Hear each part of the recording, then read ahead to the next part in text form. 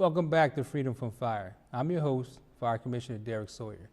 On today's episode, we've been discussing fire safety in mixed occupancies, which are buildings used for places of worship and daycare centers. Mixed occupancies have different fire code requirements than residential buildings. Joining us today to discuss emergency preparedness in daycare facilities is Edward Koch, Director for Brightside Academy Child Care Centers. Welcome to Freedom from Fire. Thank you.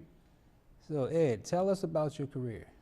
I'm a retired school administrator, put 36 years in with the Philadelphia School District. Nice. And very fortunate that I spent a lot of time working with the fire department in fire prevention during my career. Moved on to Brightside Academy, so I supervise schools for Brightside Academy, and very involved in the program. Is that fun? Having a good time. Great. So how many daycares are you responsible for? I'm actually responsible for 2 of our programs, our early child programs. How large are they? We have about 120 children in each one, and my main academy is at 3rd and Westmoreland, and that's actually a bilingual academy. Very good. How often does your staff get fire safety training? All new employees get training on the spot when we have our orientation classes, and our employees assigned to our academies get a full training from the fire department once a year, required training. Required once a year. Our student producers went to G's Human Services to see how their staff are trained in fire safety procedures and knowledge. We basically provide fire safety staff trainings to daycares, hospitals, schools if they need it. These are usually mandated by the state for the citizens to maintain their occupation. Today we actually held a fire safety staff training. We're also going to do a fire evacuation approval, and we'll do a walkthrough where we inspect the alarm system, make sure that the exit signs are lit, make sure that none of the exits are obstructed with debris or boxes of any kind, and we also every once in a while observe fire drills. We usually do a staff event from anywhere from 10 to 20, sometimes as high as 60. And the individuals will sit down and we try to keep it like a class oriented. We administer a quiz, and then we go over the quiz with the individuals, and we emphasize the fire safety aspect for the home, also the institution itself. We go over the fire extinguisher, its use, how to use it effectively. We also go over a home escape plan, evacuation procedures, a meeting place for the evacuation procedures. Training itself can be used basically for the home as well as work. So we try to emphasize smoke alarms, carbon monoxide alarms within the bedrooms. When you're sleeping, your sense of hearing is actually alert, and that's what wakes you up. That's why you have the smoke alarm. Someone to actually get us to provide training or even an in-service, they will call the Fire Prevention Division, and we can actually schedule us for either us or a field company to come out and do a presentation for fire safety. Thank you for that. Ed, I know your centers require emergency evacuation plans. Tell us about what goes into that process. Very important for an emergency evacuation plan to have a site that is close by, yet not immediately attached where we can go to, and a relationship with that organization. So we canvass the area to find a user-friendly organization that we can go to in case of an emergency. Right. All of our teachers are made aware of the plan. We practice that on a regular basis, so if there was an emergency, we would be ready to move very, very quickly. We take our children out very quickly. We have attendance sheets, safety packages, all the information we need to move on to the next site, just as if we were at our own academy. So there's also an option to shelter in place, right? Also an option to shelter in place. We would do a shelter in place if we had a situation where we needed to remain in the building. And we practice those drills on a regular basis during the year.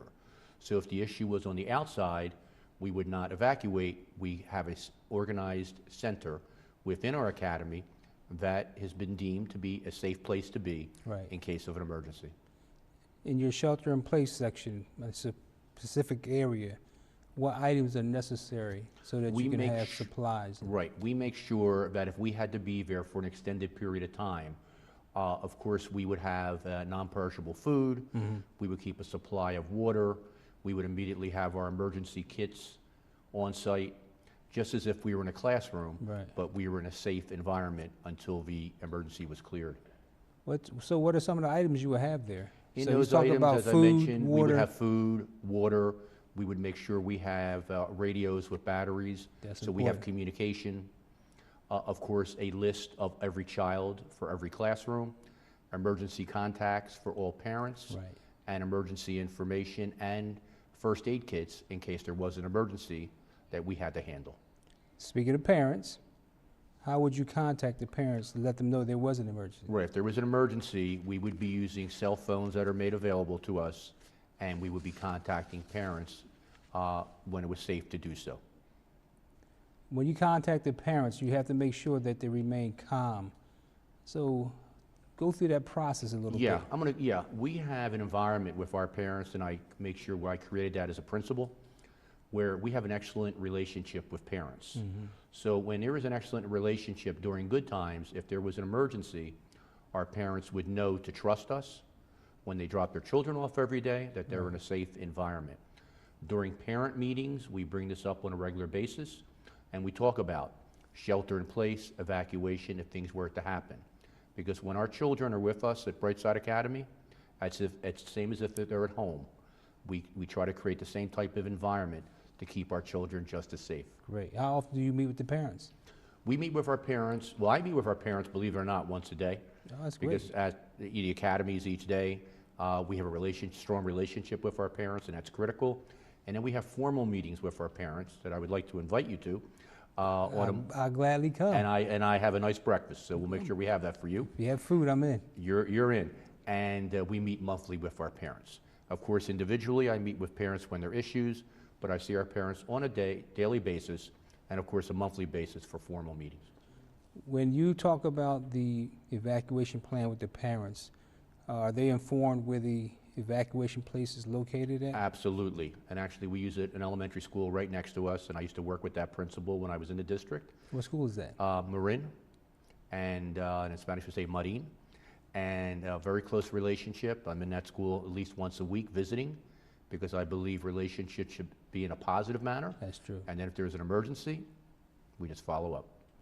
Now, how often have you had to use that school, or have you even practiced a plan with the Well, school? we practice it on a regular basis. Fortunately, we have not had to use it. That's But great. if we need to, we are ready. Great. And our kids are also very comfortable with it, so it would not come as a shock or surprise if something was to occur, because our children begin our program at 6 weeks old.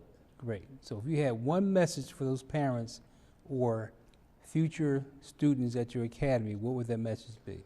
Fire safety is critical. It is important that what we practice at our school, we practice it at home, and we make sure that when our kids leave our environment at the end of the day, they're in a safe environment. And what I'm also planning to do right now is to bring the Junior Fire Patrol Fire Safety Program to Brightside Academy, a program that I started at my school in 1975. And we still have that program. And I know, so we're very excited about it. So I want to thank you for joining us today. Keep up the good work. But before you leave, I have one favor to ask. Absolutely. Would you join me in taking the fire safety pledge? On behalf of Brightside Academy and myself, I'd be honored. Great. Let's raise that right hand. Ready? Ready. I love my family, I love my family, and I'm responsible for their safety. Therefore, I pledge the following. I pledge to have at least one working smoke alarm on each level of my home. I pledge to test my alarms as recommended and replace my alarms with new lithium battery-powered alarms when needed. I pledge that every family member will sleep with their bedroom door closed. I pledge to develop and practice a home escape plan. I pledge that if I cannot afford smoke alarms, I will call the non-emergency number 311 or visit www.philip.gov 404-311. All of this I do solemnly pledge. Thanks again. Now let's look at upcoming events. On Saturday, April 11th, you can listen to my radio show, Let's Talk Safety, on WRD 900 AM at 3 p.m. I hope you tune in. This is where I will continue to discuss contemporary public safety issues. Remember, if you would like to find out more about safety or LaSalle TV, you can check out our social media sites. And if you're interested in learning about the Philadelphia Fire Department, visit our Facebook, Twitter, and web pages. I would like to once again thank Lieutenant Tyrone Goodwin and Ed Koch for joining us today. I also would like to thank you for tuning in and watching. So until next time, remember, fire is everyone's fight. Stay safe and remain free from fire.